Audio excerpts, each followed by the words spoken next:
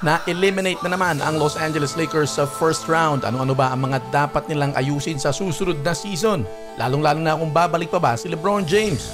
At Houston Rockets sadyang tinatarget daw ang injury ni Steph Curry sa hinlalaki.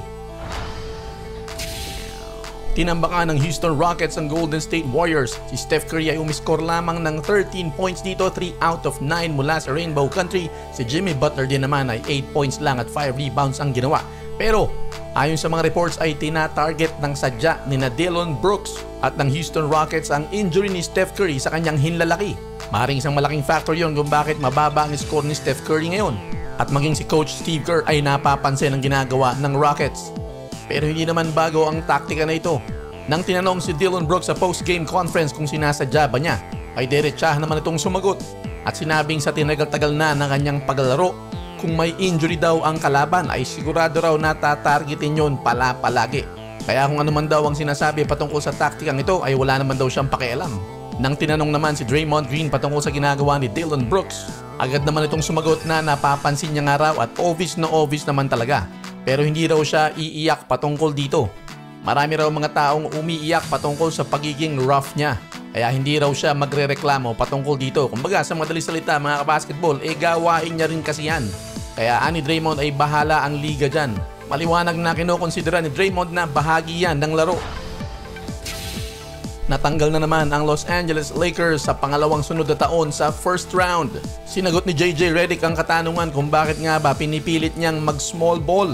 Aniya sa post-game interview ay trade-off daw yon dahil kung nagmamalaki naman sila ay hindi naman sila maka-score. Kaya mas minabuti daw nila na ilagay si LeBron sa 4 at sumugal na lang dun. May punto naman siya dahil pag pinilit nga naman nila, may pagtapat sila kay Gobert, kaya lang magsasuffer ang kanilang opensa. Sa post-game analysis ng programang Inside the NBA, sinabi ni Kenny Smith na hindi daw dapat ginagamit si LeBron bilang 4 dahil hindi naman daw yun ang natural na laro ni LeBron James.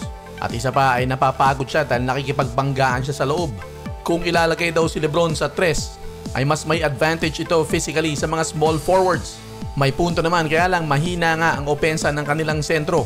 Nagbigay naman ng maayos na paninita itong si Charles Barkley dito kay Luka Doncic.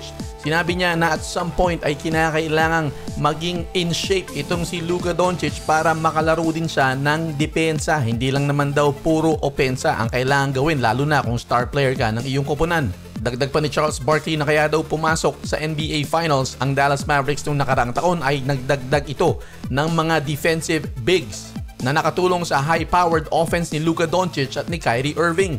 Sa post-game interview, tinanong naman si LeBron James ng mga reporters kung hanggang kailan pa daw siya maglalaro pagkatapos nga nitong pangalawang pagkatanggal niya sa first round. Sagot naman ni LeBron ay hindi pa raw niya alam kung ano ang isasagot niya dyan. Kailangan daw niyang kausapin ang kanyang pamilya, ang kanyang support group at mag-reflect personally bago mag-decide kung gaano katagal pa siyang maglalaro.